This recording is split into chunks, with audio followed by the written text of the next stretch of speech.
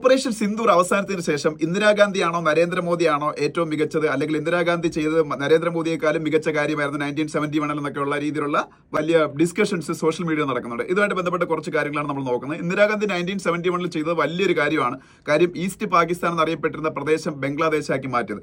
പക്ഷേ ആ യുദ്ധത്തിൽ വിജയിക്കുക മാത്രമേ നമ്മൾ ചെയ്തോളൂ. അതിനുശേഷം ചെയ്ത ചില കാര്യങ്ങൾ ഞാൻ പറയാൻ ആഗ്രഹിക്കുന്നു. ആരെയും എനിക്ക് ഡിസ്ക്രെഡിറ്റ് ചെയ്യാൻ വേണ്ടിയിട്ടൊന്നുമല്ല. ഇന്ദിരാഗാന്ധി ഏറ്റവും ഗ്രേറ്റസ്റ്റ് പ്രൈം മിനിസ്റ്റേഴ്സിൽ ഒരാളായിരുന്നു ഇന്ത്യയുടെ. പക്ഷേ ഒരു കാര്യം, 15,000 സ്ക്വയർ കിലോമീറ്റർ ആണ് ഇന്ത്യ അന്ന് പാകിസ്ഥാനെ പിടിച്ചെടുത്തത്. അതായത് പഞ്ചാബിന്റെ പ്രദേശങ്ങൾ, സിന്ധിന്റെ പ്രദേശങ്ങൾ വരെ നമ്മൾ പിടിച്ചെടുത്തു വന്ന് 93,000 പട്ടാളക്കാരെ നമ്മൾ തടവുകാരായിട്ട് പിടിച്ചെടുത്തു.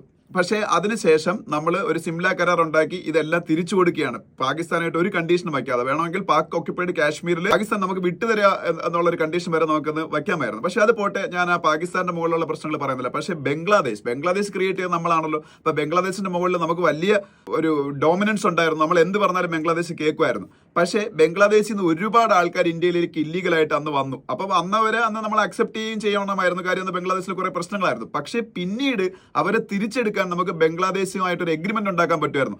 അത് ഉണ്ടാക്കാത്തതിന്റെ പേരിലാണ് ഇന്നത്തെ പുതിയ കണക്കനുസരിച്ച് 19 ലക്ഷം ബംഗ്ലാദേശികൾ ഇന്ത്യയിൽ താമസിക്കുന്നുണ്ടെന്ന് പറഞ്ഞത്. ഇനി ഒരിക്കലും അവർ തിരിച്ച് നമുക്ക് കൊടുക്കാൻ പറ്റില്ല. കാര്യം അവിടെ തിരിച്ചെടുക്കത്തില്ല. രണ്ടാമതായിട്ട് ചിക്കൻ കോറിഡോർ എന്നറിയപ്പെടുന്ന ഒരു പ്രദേശമുണ്ട് സിലിഗുരിയിൽ, വെസ്റ്റ് ബംഗാളിൽ. അതാണ് നമ്മളെ നോർത്ത് ഈസ്റ്റേൺ റീജിയന് നമ്മളുടെ ഇന്ത്യയുമായിട്ട് കണക്ട് ചെയ്യുന്ന ഒരേ ഒരു ലാൻഡ് മാർഗം എന്ന് പറയുന്നത്. അത് വളരെ ഒരു ചെറിയൊരു, അതുകൊണ്ടാണ് അതിന് ചിക്കൻ നെക്ക് എന്ന് അറിയപ്പെടുന്നത്. ചെറിയൊരു പ്രദേശമാണ്. അന്ന് ബംഗ്ലാദേശിനോട് നമ്മൾ ആവശ്യപ്പെട്ടിരുന്നെങ്കിൽ നോർത്തേൺ ബംഗ്ലാദേശിലെ കുറച്ച് പ്രദേശങ്ങൾ നമുക്ക് കയ്യിൽ വെച്ചേക്കാൻ പറ്റുമെന്നാണ് പറഞ്ഞത്. അങ്ങനെയാണെങ്കിൽ നമുക്ക് കുറച്ചുകൂടെ വലിയൊരു ഇന്ത്യയും നോർത്ത് ഈസ്റ്റ് പ്രദേശങ്ങളെയും കണക്ട് ചെയ്യുന്ന ഒരു പ്രദേശം ആയിട്ട് അത് മാറുമായിരുന്നു. അത് മറ്റൊരു പ്രശ്നം. ഇങ്ങനെ കുറെ കാര്യങ്ങളുണ്ട്. ഞാൻ കുറ്റപ്പെടുത്തിയല്ല. യുദ്ധത്തിന് ശേഷം നമ്മൾ ചെയ്ത കുറെ കാര്യങ്ങളിൽ മിസ്റ്റേക്സാണ് പറയുന്നത്. ഇനി ഇന്ത്യയുടെ ഇന്നത്തെ ആവശ്യം എന്തായിരുന്നു? നമുക്ക് ലോകത്തിന് മുന്നിൽ കാണിച്ചു കൊടുക്കണമായിരുന്നു പാകിസ്ഥാൻ നടത്തുന്ന ടെററിസ്റ്റ് ആക്രമണങ്ങളൊന്നും ഇനി തിരിച്ചടി കിട്ടാതെ പോകില്ല എന്ന്. ഇന്ത്യ ലോകത്തിലെ 4ാമത്തെ എക്കോണമിയായി മാറാൻ പോകുന്ന രാജ്യമാണ്. നമുക്ക് വലിയൊരു ദീർഘയുദ്ധത്തിൽ താല്പര്യത്തോടു കൂടിയല്ല ഓപ്പറേഷൻ സിന്ദൂറിലേക്ക് ഇറങ്ങുന്നത്. നമ്മൾ ഇത്രയും കാലം ഈ സർജിക്കൽ സ്ട്രൈക്ക് എന്നൊക്കെ പറഞ്ഞാൽ നമ്മൾ പാകിസ്ഥാനത് അഡ്മിറ്റ് ചെയ്തിട്ട് പോലുമില്ല സർജിക്കൽ സ്ട്രൈക്ക് എന്ന്. പക്ഷേ ഇപ്പോൾ എന്താണ്, പാകിസ്ഥാൻ തന്നെ പറയാണ് ഇത്രയും പേര് മരിച്ചു ഇന്ത്യയുടെ ആക്രമണം, അതുകൊണ്ട് ഞങ്ങൾ തിരിച്ചടിക്കണം. അങ്ങനെയാണ് പാകിസ്ഥാൻ തിരിച്ചടി ഇറക്കുന്നത്. അത് നമുക്ക് ഇഫക്റ്റീവായിട്ട് തടയാനും പറ്റി, പാകിസ്ഥാനിൽ ഒരുപാട് നാശം വരുത്താനും പറ്റി.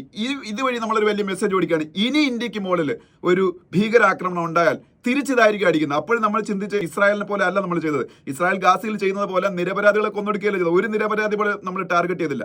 എന്നാൽ പാകിസ്ഥാന്റെ റാവൽപിണ്ടി ആർമിയുടെ ഹെഡ്ക്വാർട്ടേഴ്സ്, അവിടെ വരെ ഇന്ത്യയുടെ പട്ടാളത്തിന് എത്താൻ പറ്റി.